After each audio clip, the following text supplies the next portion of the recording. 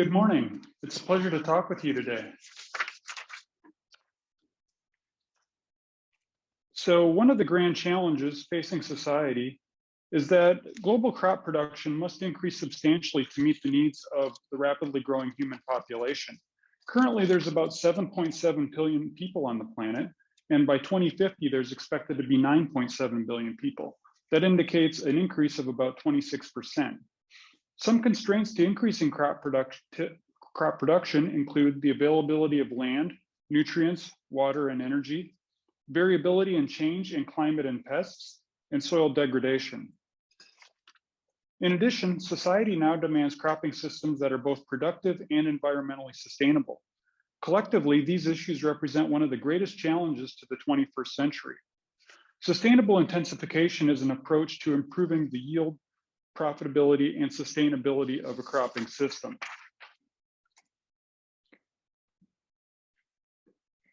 Nitrogen is typically the most limiting nutrient for corn.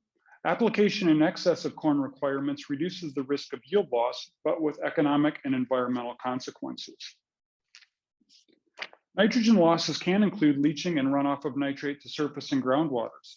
This is problematic because there is increased risk of bladder cancer and blue baby syndrome when nitrate levels in drinking water exceed 10 parts per million.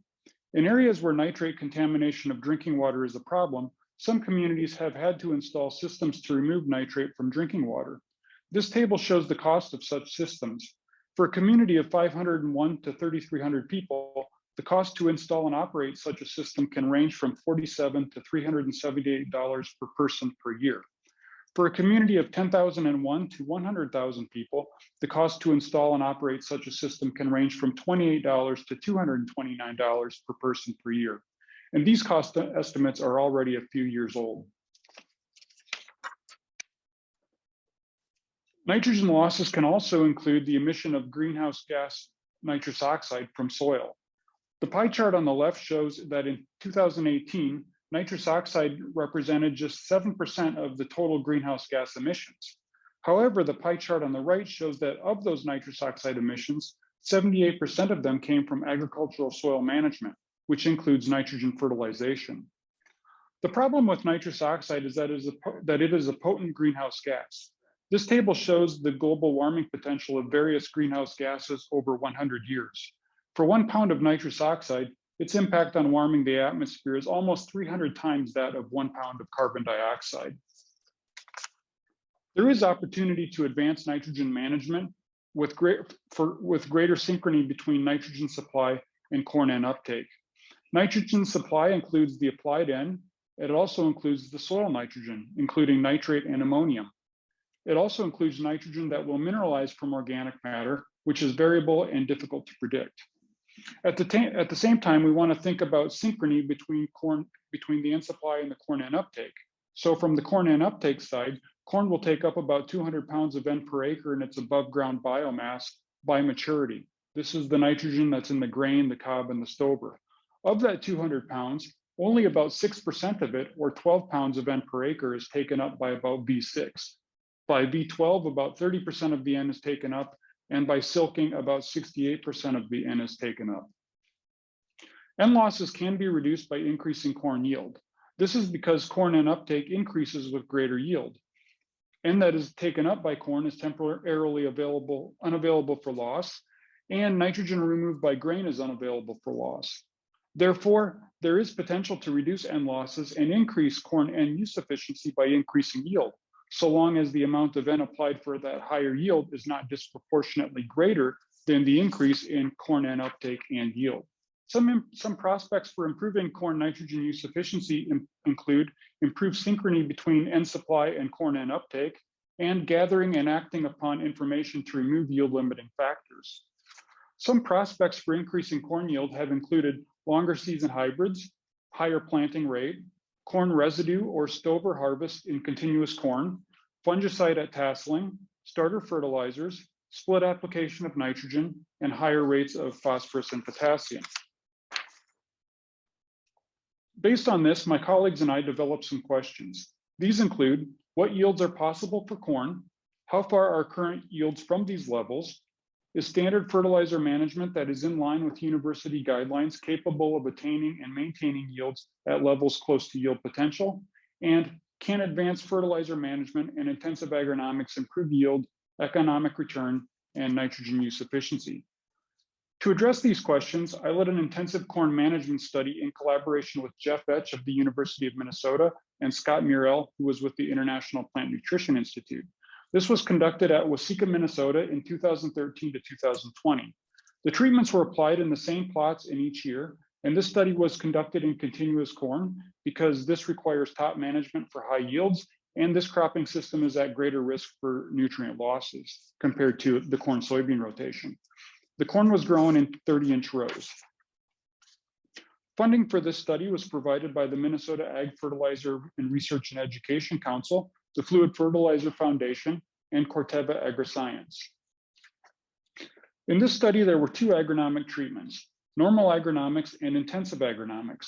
Within each of these agronomic treatments, we evaluated both standard and advanced fertilizer management.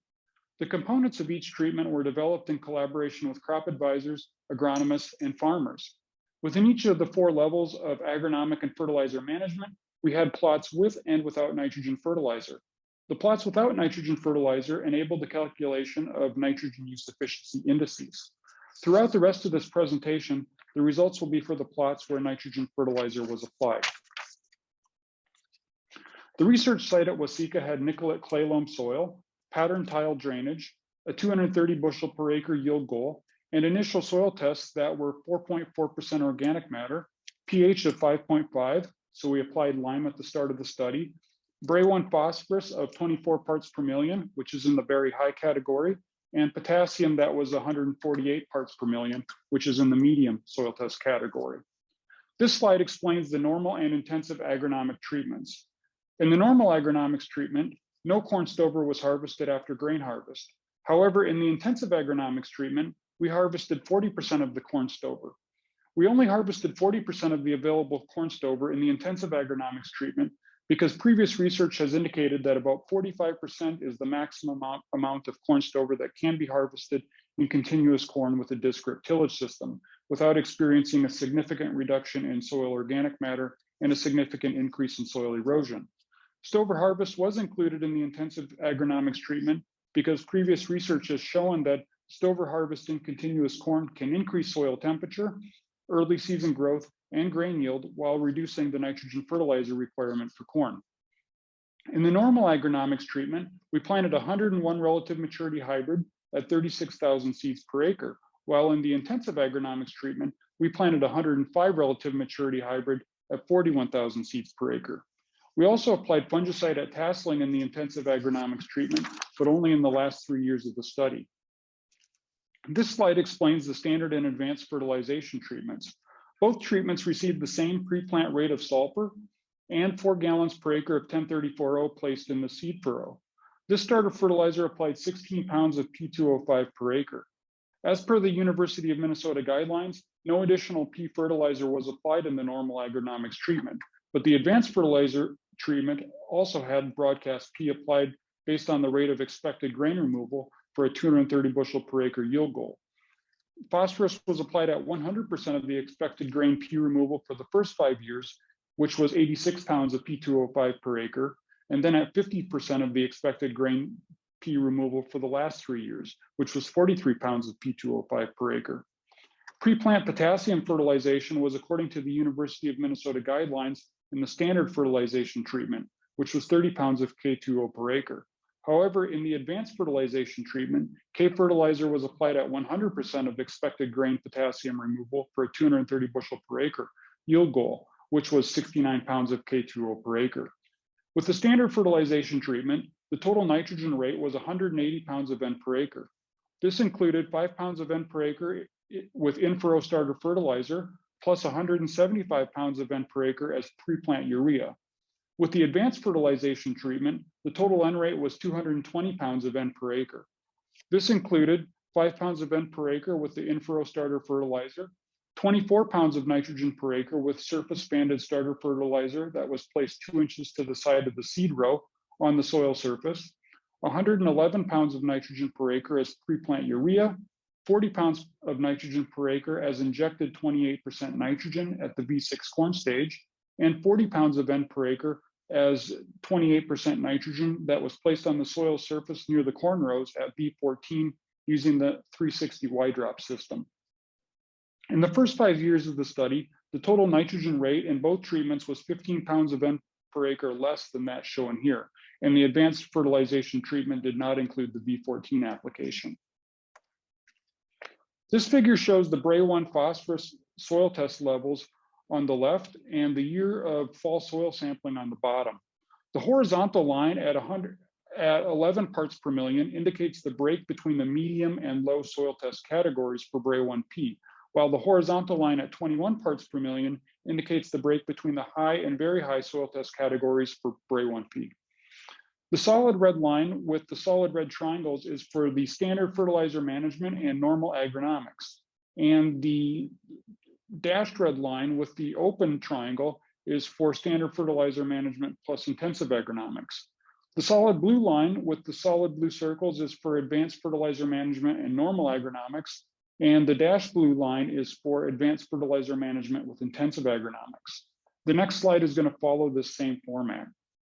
In the standard fertilization treatment, the only P that was applied was the 4 gallons per acre of 1034O that was placed in the seed furrow at planting, which is just 16 pounds of P2O5 per acre and in line with the university guidelines for the sufficiency approach to P application. In the advanced fertilization treatment, we also applied that 4 gallons per acre of 1034O, but in addition to that, we applied broadcast P annually at 100% of the expected grain removal for the first 5 years and at 50% of the expected grain removal for the last 3 years. For this, we used an expected yield goal of 230 bushels per acre. Now let's take a look at the results here. With the standard fertilization in red, we see that the soil test Bray-1P remained stable for about the first 5 growing seasons. And after that 5th growing season, it started to fall below the high soil test category and began to drop steadily. In the fall of 2019, after the 7th growing season, soil test Bray-1P with standard fertilization fell below the medium level. And when the Bray-1P falls below the high category, a greater rate of P fertilization than just 4 gallons per acre of 1034O is recommended based on university guidelines. But we stuck with that for the study just to be consistent with what was done in the previous years. With the advanced fertilization in blue, soil test Bray-1P increased steadily during the first 4 years of the study. After soil sampling in the fall of 2017, after the 5th growing season, we switched to applying P at 50% of the expected grain removal, and then the soil levels started to decline. Also, there was no consistent difference in soil test Bray-1P between the normal and intensive agronomics for either fertilization regime. This figure shows the potassium level in the topsoil on the left and the year of fall soil sampling on the bottom. The horizontal line at 151 parts per million indicates the break between the medium and high soil test categories for potassium, while the horizontal line at 201 parts per million indicates the break between the high and very high soil test categories. In the standard fertilization treatment, which is in red, K was applied each fall according to the University of Minnesota guidelines for the sufficiency approach to K application. In the advanced fertilization treatment, which is in blue, K was applied each fall at 100% of the expected grain removal using a 230 bushel per acre yield goal and a book value for grain potassium removal. With this, 30 pounds of K2O was applied annually with the standard fertilization compared to 69 pounds of K2O per acre annually with advanced fertilization. With both fertilization regimes, soil test K did not show a steady increase or decrease over time, but instead hovered between the high and very high soil test levels, with the advanced treatment having soil test levels that were about 20 parts per million greater than those with standard fertilization. Also, there was no consistent difference in soil test K between the normal and intensive agronomics for either fertilization treatment. These photos show differences in the treatments at the B10 corn stage in early July of 2020. The top 2 photos show the normal agronomics treatments, while the bottom 2 photos show the intensive agronomics treatments. Generally, there is less residue in the intensive agronomics treatments on the bottom since we were removing 40% of the corn stover each fall. The two photos on the left show the standard fertilizer management treatments, while the two photos on the right show the advanced fertilizer management treatments. The plants with the advanced fertilizer management on the right are taller. This table shows the plant dry weight measured as grams per plant at the V10 stage by treatment for each of the 8 years and the 8-year average on the bottom row. The first column shows the year of the study. The second column shows the plant weights for the treatment that had normal agronomics and standard fertilizer management. The third column is for normal agronomics and advanced fertilizer management. The fourth column is for intensive agronomics plus standard fertilizer management. And the last column is for intensive agronomics plus advanced fertilizer management. And within a row, and a row represents a given year or the 8-year average for the bottom, plant weights followed by the same letter are not significantly different. And within a row or year, I highlighted the cells that produce the highest plant weights. And the next few slides are going to follow this same format. This slide shows that the greatest weight per plant at B10 occurred in 15 of 16 scenarios, or combinations between year and agronomic treatment with advanced fertilization, and in 10 of 16 scenarios with standard fertilization. However, when averaged over the 8 years, if we look at that bottom row, we see that weight per plant at B10 was not significantly different among treatments. This table also shows that plant size was sometimes smaller with intensive agronomics compared to normal agronomics. And this was likely due to the higher plant population. With intensive agronomics, the final stand was about 39,000 plants per acre. And with the normal agronomics, it was about 34,000 plants per acre. This slide shows tissue nitrogen concentration at the V10 stage. As a reference, about 28% of the total N uptake in corn occurs by the V10 stage. Greatest tissue nitrogen concentration at V10 occurred in 15 of 16 scenarios, or combinations of year by agronomic treatment with advanced fertilization, and in 12 of 16 scenarios with standard fertilization. However, when averaged across the 8 years, tissue nitrogen concentration at V10 was not significantly different among the treatments. This slide shows the tissue P concentration at V10. As a reference, only about 15% of the total P uptake in corn occurs by V10. Greatest tissue P concentration at V10 occurred in 13 of 16 scenarios, or combinations of year by agronomic management with advanced fertilization, and in 14 of 16 scenarios with standard fertilization. And when averaged over the 8 years, tissue P concentration at V10 was not significantly different among the treatments. This slide shows the tissue K concentration at V10. Compared to standard fertilization, advanced fertilization increased tissue K concentration at V10 in 4 of 8 years under normal agronomics, and in 0 of 8 years under intensive agronomics. Normal agronomics with advanced fertilization had the highest tissue K concentration at V10 in all 8 years and on average across those 8 years. There was no consistent difference in soil test K between normal and intensive agronomics for either fertilization regime, so it's unclear why there were more significant differences among treatments for tissue K concentration compared to tissue N and P concentrations. One idea is that it may be due to corn having a greater percentage of its total K uptake occurring by V10 compared to that for N and P. By V10, about 36% of the total K uptake has occurred compared to just 28% of that for nitrogen and 15% for phosphorus. This slide shows the tissue sulfur concentration at V10, and this was not significantly different among any of the treatments in any of the years or across the 8 years. This may be because just 12% of the total sulfur uptake in corn has occurred by the V10 stage. Now on to yield. This table shows the grain yield, and here we see that the highest yielding treatment was always intensive agronomics plus advanced fertilization, while the lowest yielding treatment was always normal agronomics plus standard fertilization. The yield gap, or the difference between these two treatments, ranged from 16 to 64 bushels per acre and averaged 37 bushels per acre. In comparison, moderate yield occurred with the treatment that had either normal agronomics plus advanced fertilization or intensive agronomics plus standard fertilization. Over the 8 years, normal agronomics plus advanced fertilization or intensive agronomics plus standard fertilizer management, these two in the center, yielded about 11% greater than that with normal agronomics plus standard fertilizer management. In comparison, the treatment on the far right, which is intensive agronomics plus advanced fertilizer management, yielded 20% more than the base treatment that was normal agronomics plus standard fertilizer management. For this study, I conducted a partial budget analysis, which included only those costs and revenues that differed among treatments. The first column shows the cost of the components of the different treatments, and in the remaining columns, the per acre treatment cost is shown for the different treatments. These costs were obtained from the cost of crop production and custom rate survey publications from Iowa State University, along with quotes from local suppliers. There's a thick line here after the first three treatment components, and that's because the first three components are those that differed among the agronomic treatments. Meanwhile, the components below that are those that differed among the fertilization treatments. The bottom row of the table shows the total cost among the different treatments, and the next slide is going to follow the same format. This table shows that the cost for the last 3 years for the study, from 2018 to 2020. So let's take a look here at the total treatment costs. Compared to normal agronomics plus standard fertilizer management, if we move up to advanced fertilization, that increases the treatment cost by $104 per acre.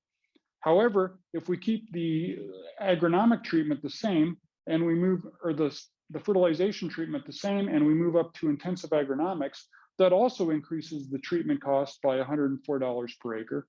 And if we increase both the agronomics up to the intensive treatment, and if we increase from standard fertilization up to advanced fertilization, that increases the total treatment cost by $208 per acre.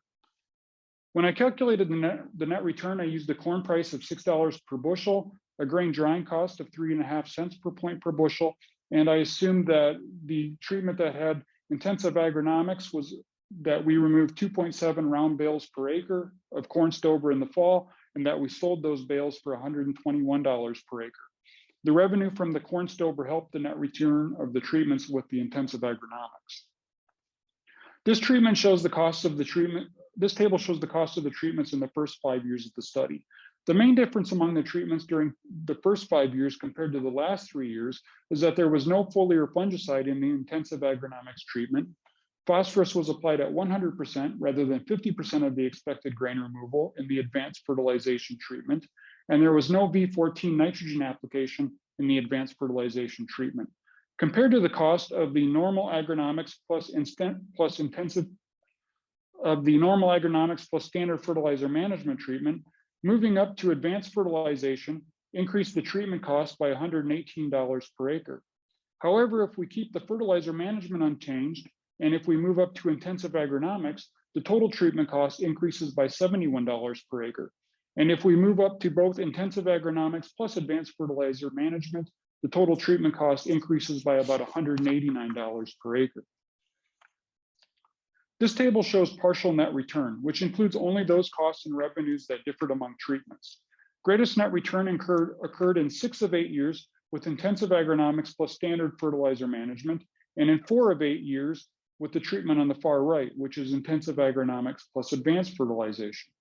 On average, net return was greatest with intensive agronomics and was not increased with advanced fertilizer management. Averaged across years and fertilizer management treatments, net return with intensive agronomics averaged $124 per acre greater than that with normal agronomics. Economic analysis was also conducted with corn stover cost and revenue excluded. And this can be useful if one assumes that the corn stover harvest had little effect on yield or that its costs and revenue are negligible. Excluding corn stover harvest reduced the cost of intensive agronomics by $53 per acre per year. This also reduced the revenue of intensive agronomics by $121 per acre per year. This shows the results from that economic analysis with the corn stover cost and revenue excluded. The overall results remained unchanged. Averaged across the 8 years, net return was greatest with intensive agronomics and was not increased with advanced fertilization. Averaged across the 8 years and also across the fertilizer management treatments, net return with intensive agronomics was $58 per acre greater than that with normal agronomics. This slide shows the grain phosphorus removal from the field in pounds of P2O5 per acre. Greatest grain removal of P occurred with advanced fertilization in all years. On average, grain P removal was 10 pounds of P2O5 per acre greater with advanced fertilization compared to standard fertilization. Grain P removal did not differ between the normal and intensive agronomic treatments. This slide shows the grain K removal from the field in pounds of K2O per acre. Greatest removal of K occurred with advanced fertilization in all years. On average, grain K removal was 5 pounds of K2O per acre greater with advanced fertilization compared to standard fertilization, and grain K removal did not differ between the normal and intensive agronomic treatments. This slide shows agronomic nitrogen use efficiency, which is the increase in bushels per acre per pound of nitrogen applied. This is calculated as the difference between the N-fertilized and non-N-fertilized treatments for the same combination of agronomic and fertilizer management. Greatest agronomic nitrogen use efficiency occurred in all years with intensive agronomics plus standard fertilizer management. Advanced fertilization did not improve agronomic NUE. The consistently high agronomic NUE with intensive agronomics plus standard fertilization was probably because this treatment produced relatively high yields and with 40 pounds of nitrogen per acre less than the treatments with advanced fertilization. This slide shows corn nitrogen recovery efficiency, which is the increase in above ground corn N uptake in pounds of N per acre, it shows the increase in above ground corn N uptake per pound per acre of N applied. This is calculated as the difference between the N-fertilized and non-N-fertilized treatments for the same combination of agronomic and fertilizer management. Greatest N recovery efficiency occurred in all years with intensive agronomics plus standard fertilization. Advanced fertilization did not improve corn N recovery efficiency. As with agronomic NUE, the consistently high corn nitrogen recovery efficiency with intensive agronomics plus standard fertilization was probably because this treatment produced relatively high yields with 40 pounds of N per acre less than the treatments with advanced fertilization. This slide shows the amount of nitrate nitrogen in the 0 to 40-inch soil depth at 1 to 2 weeks after harvest. This represents the amount of that nitrate nitrogen status at this single point in time. Some of this soil nitrate is at risk of loss, since there will be no plant growth on this soil for another 6 months. On average, over the 8 years, soil nitrate nitrogen was not significantly different among the treatments. However, in 3 of the 8 years, residual nitrate nitrogen averaged 6 to 9 pounds per acre greater with advanced fertilization. In summary, this study found that plant size at V10 was not consistently greater with advanced fertilization. Fertilizer management had limited effect on tissue N, P, and sulfur concentrations at V10, and advanced fertilization increased tissue K concentration at V10 in 4 of 8 years under normal agronomics. There was a yield gap when comparing the highest and lowest yielding treatments. This yield gap ranged from 16 to 64 bushels per acre, and it averaged 37 bushels per acre. Greatest yield occurred with intensive agronomics plus advanced fertilization, and lowest yield occurred with normal agronomics plus standard fertilization. Greatest net return occurred in 6 of 8 years with intensive agronomics plus standard fertilization, and in 4 of 8 years with intensive agronomics plus advanced fertilization. When corn stover harvest cost and revenue were excluded, the overall results remained unchanged. Net return was greatest with intensive agronomics and was not increased with advanced fertilization. In all years, greatest grain removal of P and K occurred with advanced fertilization. On average, grain removal of P and K was 10 pounds of P2O5 per acre and 5 pounds of K2O per acre greater with advanced compared to standard fertilization. In addition, grain removal of P and K did not significantly differ between normal and intensive agronomics. Greatest agronomic nitrogen use efficiency and corn nitrogen recovery efficiency in all years occurred with intensive agronomics plus standard fertilization. Advanced fertilization did not improve agronomic NUE or corn N recovery efficiency. And we also found that on average, soil nitrate nitrogen in the 0 to 40-inch depth after harvest was not significantly different among treatments, but in 3 of 8 years, it was 6 to 9 pounds per acre greater with advanced compared to standard fertilization. Some conclusions from this study are that intensive agronomics with either level of fertilization optimize profitability and indices of nitrogen use efficiency. Therefore, intensive management systems with carefully chosen practices and rates of inputs can increase corn yield profitability and indices of nitrogen use efficiency. Thank you for attending, and I'm happy to address any questions or comments. See, Okay, let me get out of this.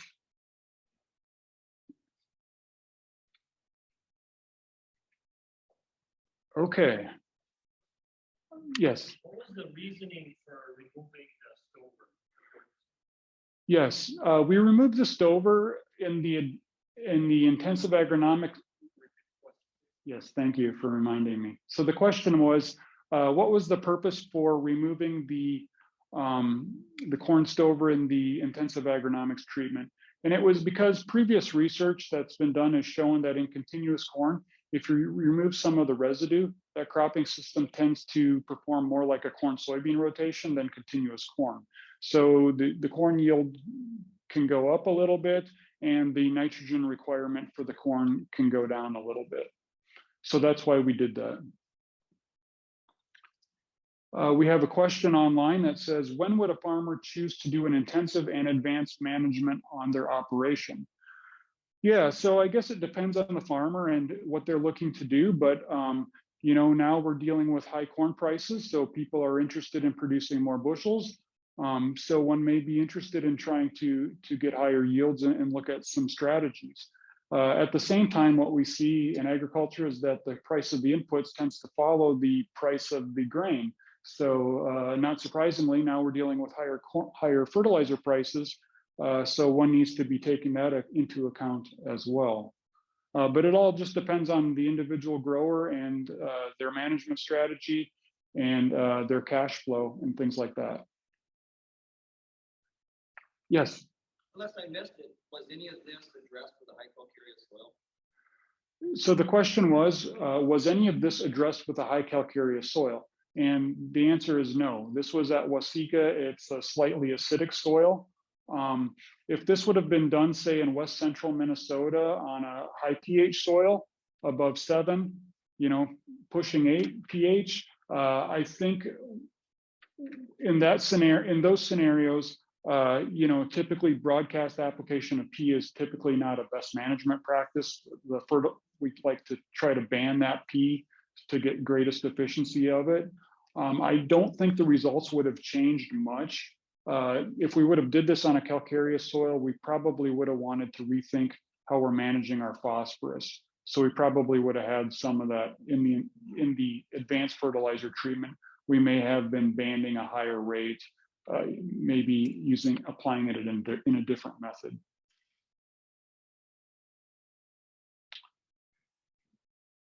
Any other questions? Okay, thank you very much.